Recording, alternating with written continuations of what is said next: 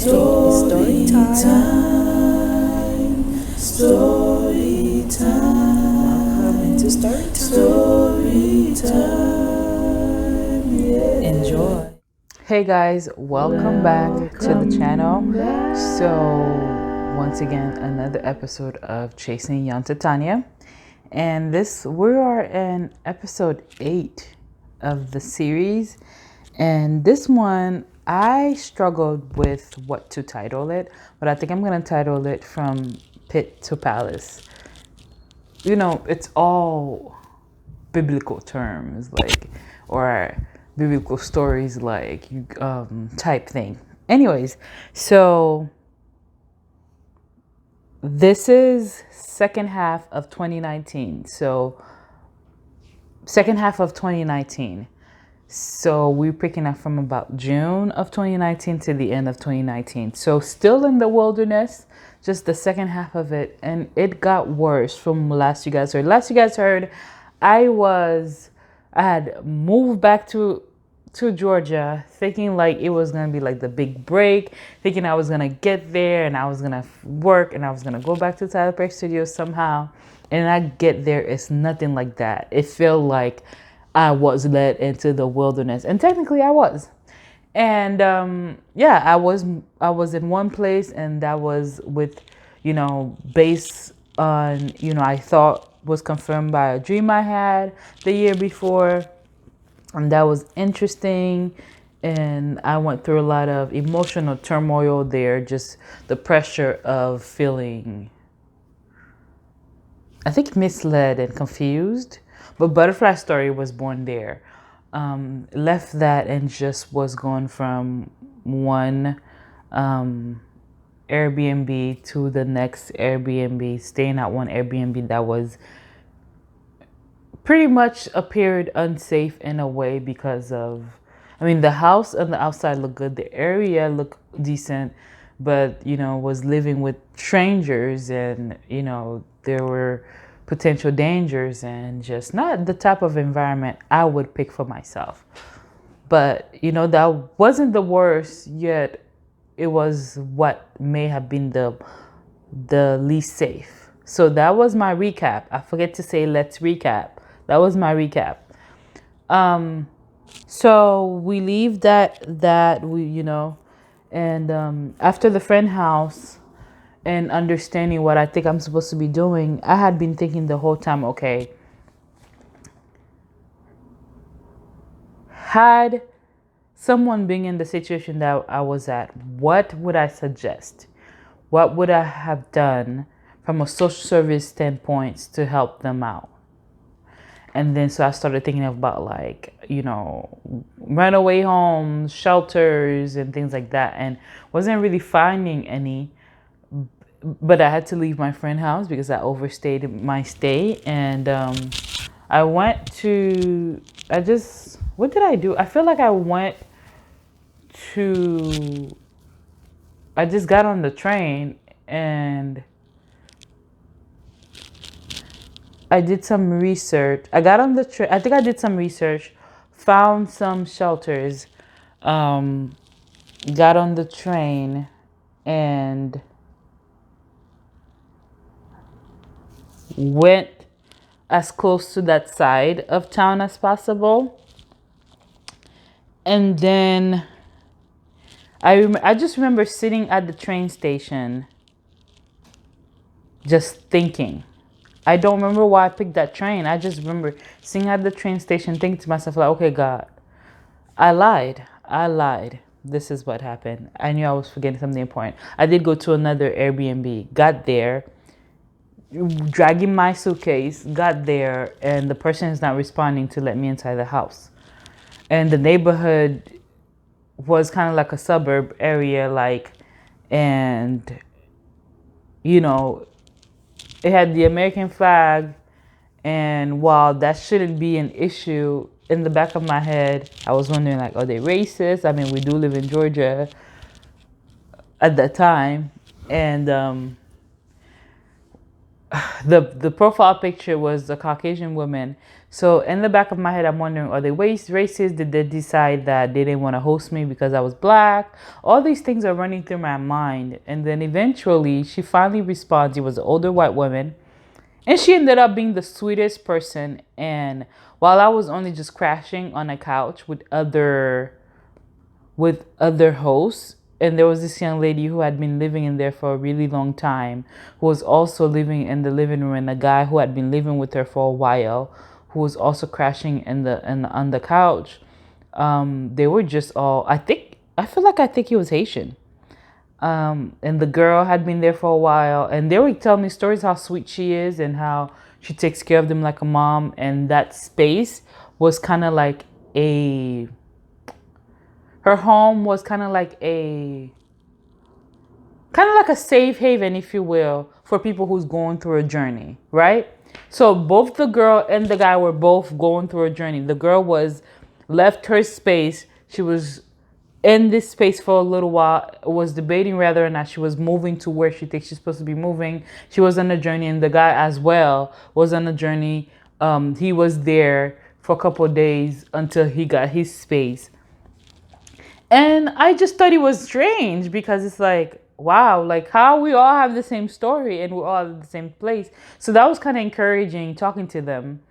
So it was weird. I think that was probably like one of the first nights I had like decent sleep after having that conversation with these people there. And she had this beautiful outside backyard birds.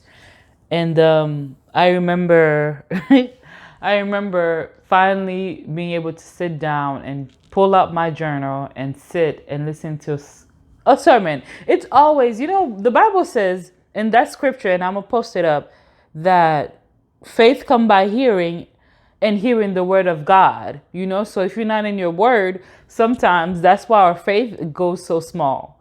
And so I'm listening to a sermon, and if I can find it, it's been so long. If I can find it, this was by one LA Pastor Torrey Roberts. And I think he was either preaching a series. I don't remember the title of the series, but I remember so clearly the sermon was about do not go back to Egypt.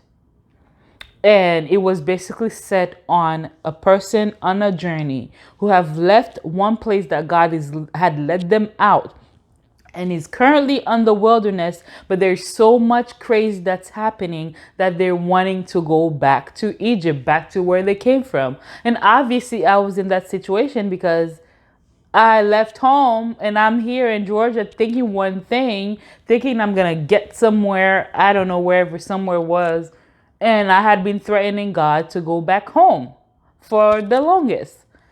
And here goes this sermon in this transitional period being so clear about not returning back to Egypt. And I'm mad because I'm like, okay, God, why do you have to be so dramatic? Why do you have to call home Egypt? Because honestly, I was at a point where I was willing to swallow my pride and text my sister and say, look, I made a mistake. I should never went on this Georgia journey. Send me this much money via Cash App. I'm gonna get on a megabus and I'm returning back home. I was this. You see how you could barely see the space between my finger? I was that close. There was a little space, a little space. I was that close to calling her or texting her and asking her to do that. That was what I was going to do. My sister or my mom. But I was going to go back. And after hearing them talk, like obviously that's what I've been thinking. After talking to the ladies, I decided I need God to confirm this because this is not it. And I get on the sermon, and this is what the sermon is about. Y'all, I was livid. Okay, I was livid. But no matter how mad I was, I cannot. Once I decided to walk by faith, I cannot shake the fact that I believe I hear God say this and is confirming it, because doing anything in contrary makes me feel like I'm being in complete disobedience and that I'm going to pay a consequence for being disobedient. And I can't do that. And it's like, it's not like my life was that good and I had everything. Obviously, the reason why I even went on a journey was, even with all the, church position, the job, good job on paper that I had, there was a certain level of unhappiness that I was still suicidal. There was still a certain level of unhappiness with everything that I had that was causing me so much stress that I was having heart attack like experiences. So clearly, no matter what I thought I had, it wasn't good enough to keep me feeling sane or fulfilled.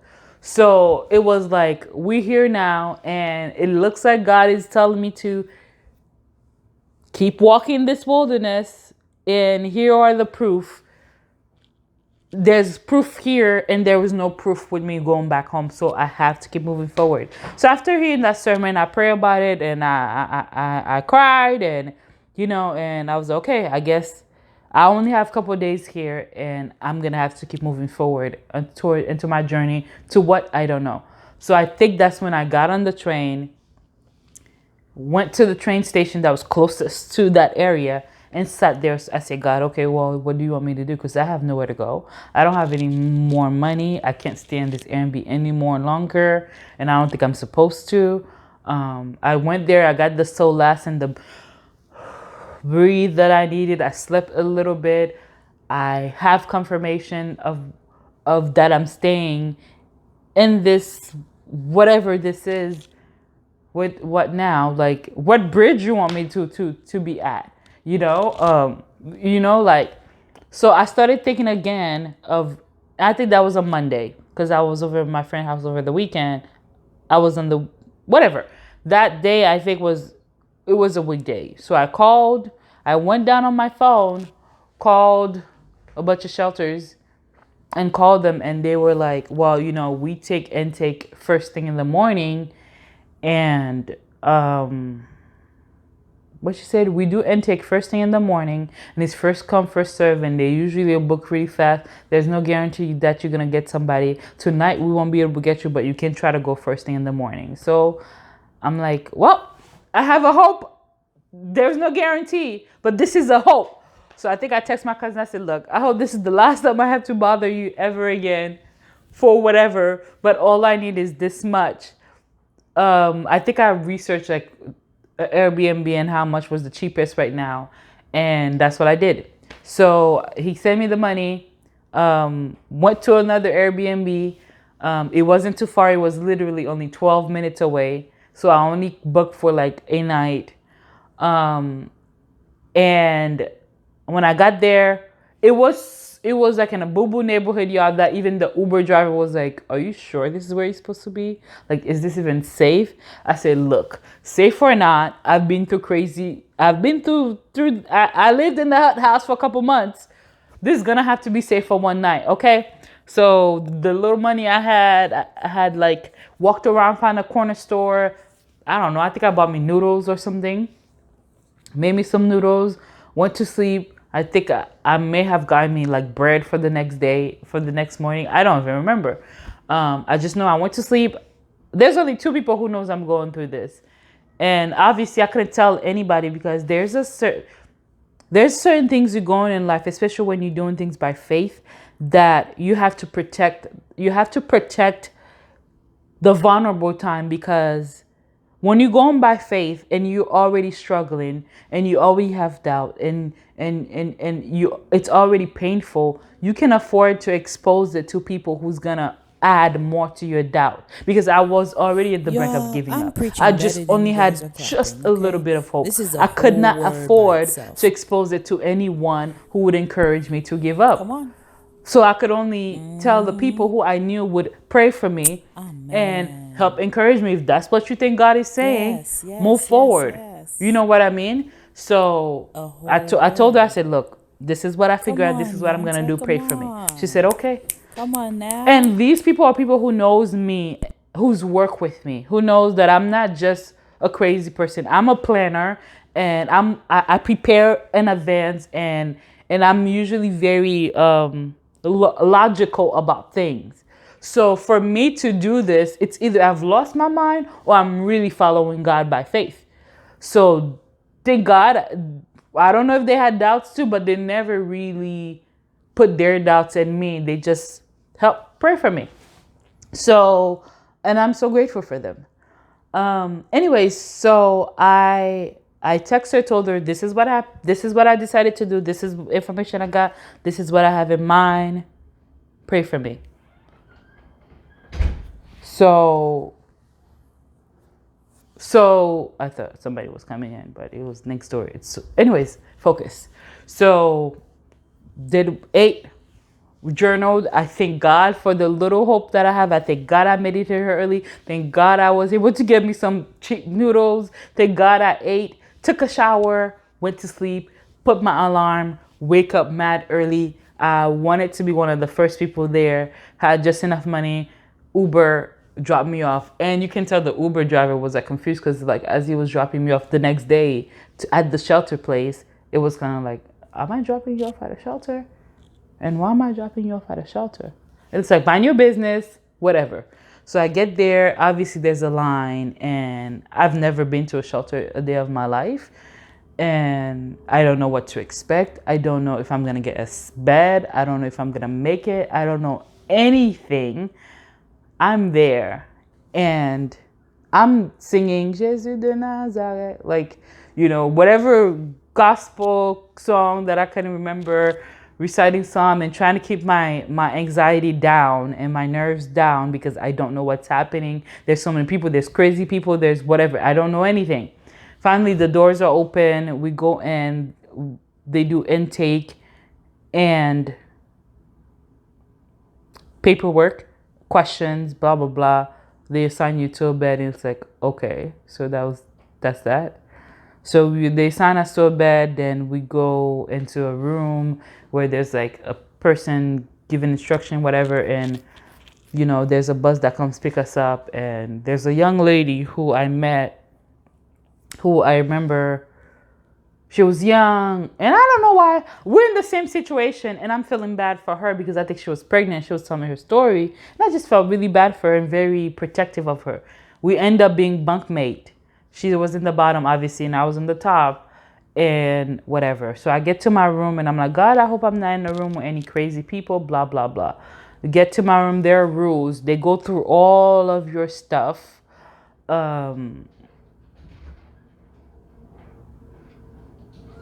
They go through all of your stuff, and there's just certain things you can have. You can't have food. You can't have, like, a lot of things that they made us throw away or they took away from us, which was heartbroken, but it was okay, whatever. Then they give us a tour. It was a big facility. I can't remember. I do remember the name, and I don't know that I care to share it. We weren't supposed to take pictures, even though I have some pictures. And I'm going to put them up here. We weren't supposed to really take pictures like that. But I remember the first day I texted my friend, I said, I'm in, and I think I have a bed. And just going through the process, it reminds me, if I never mentioned it, it reminded me of what Emma's Heart for a Neighbor is supposed to be doing. And a part of me feels like I'm a secret agent. Because the Emma's Heart for a Neighbor is my nonprofit, and I've always had a heart for homelessness. And I've always used to say, when I get older, I'm going to become rich, I'm going to buy a big house, and I'm going to put all the homeless people in there.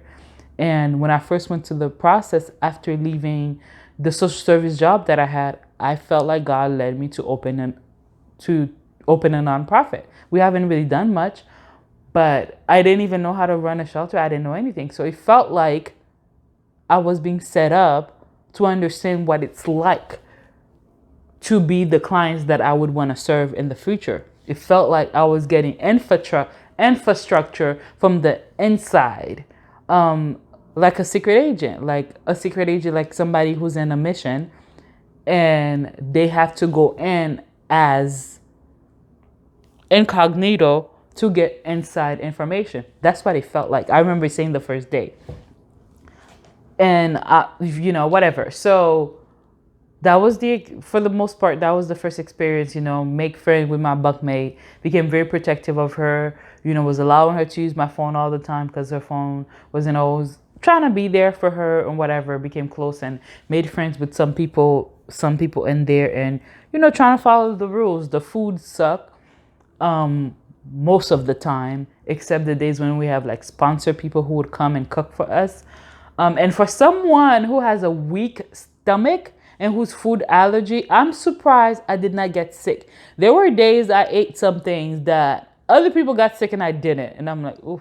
And then eventually, like, as we have to walk, there's some rules we have to follow. Like, we have to go to certain things, we have chores and etc. I don't remember all the details, and I don't know they're as important, but I do remember that eventually I'm like, we get assigned to like kind of like a social worker, like, who makes sure we are not just here wasting time and wasting our lives, but we're getting on track. And it was good to have her because I was able to speak to her, kind of like a big sister relief thing.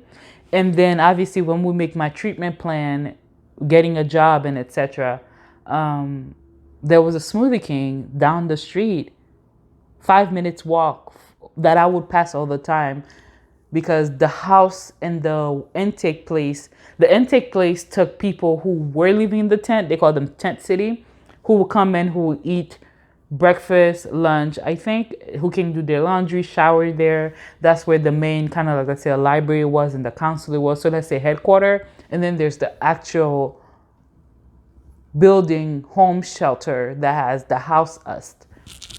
So that was pretty cool and interesting. So we couldn't stay in our room. We had a wake up time, and we had what is that called? A time we had to be home, unless obviously you have a pass from your counselor. Let's say you have a night job or a late job. We had to be home in the building by a certain time, in our room by a certain time, lights are off by a certain time, and we don't turn off the lights.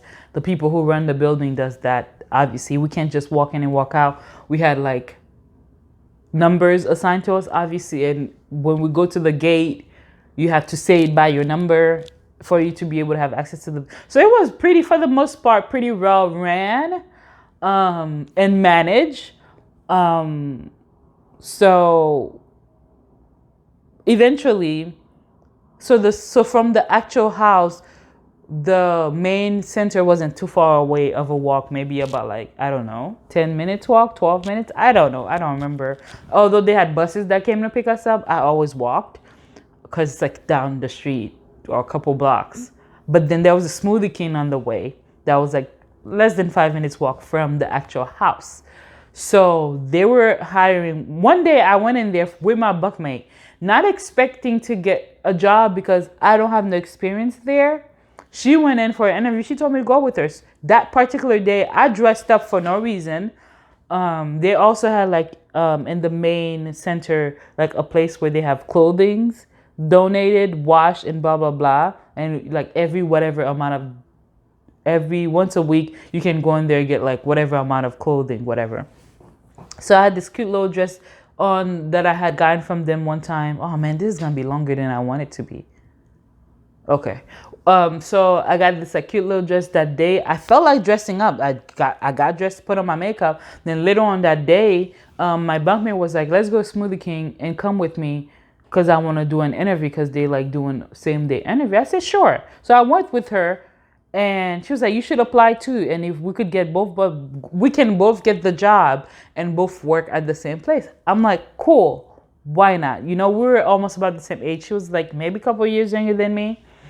So I went in there, not even expecting to get a call. They asked me a question and they were grilling me. They were all up in my face about, like, where do you stay? And I told them at the shelter. Why? And I told them the truth. And let's say the interview was on a Wednesday. I think it was on a Wednesday. On Friday, I got the call while still looking for other job, that they wanted to hire me. They love my personality. They love my honesty. They love my work ethic. They love that I will press on for what I believe in. They want to have me in starting Monday. So I started work that Monday. So I worked at Smoothie King. And it wasn't even like a month later that I became, I think, the shift lead. It was a lot of turnaround happening there with employees and whatever, but I've ended up having to train other people and blah, blah, blah. And yeah, I worked there for a couple months, and in the middle of that experience, let's say I was there June, July, 6 weeks, I think, at that shelter. What happened was, while I was there, I felt God leading me to create Generation After Two, which made no sense to me because I don't have much money. I'm at a shelter. Why are we doing this? But I felt like that's what He wanted me to do. So it was like, this doesn't make any sense. The little bit of money I have to put it in this short film. Like, this doesn't make sense. And then if I leave, I lose my bed and I can't return until like, I think like 3 months after. What am I going to do in between that?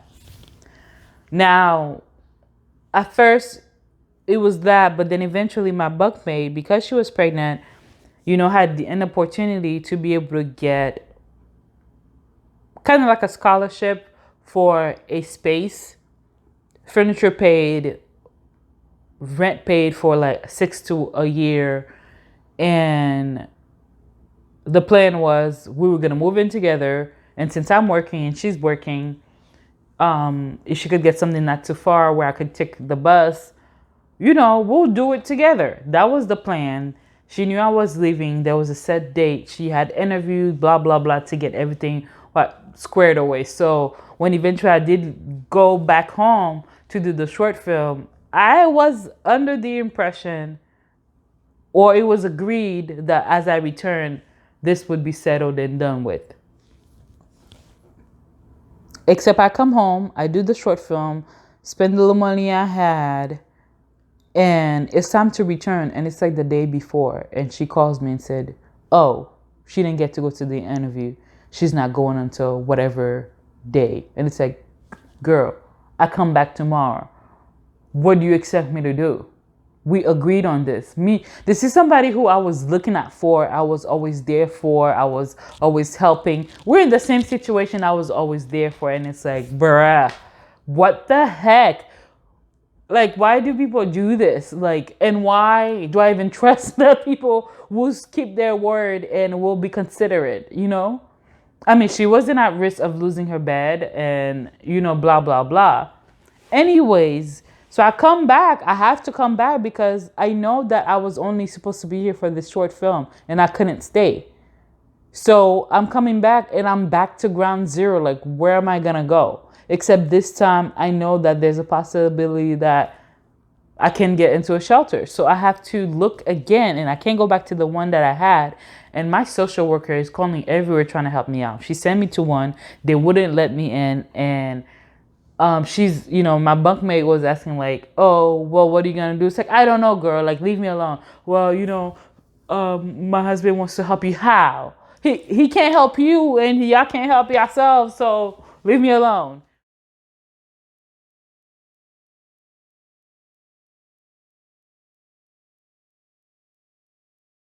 Thank you for watching,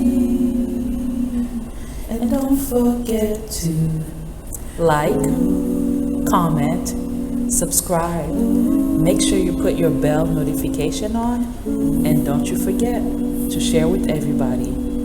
Bye.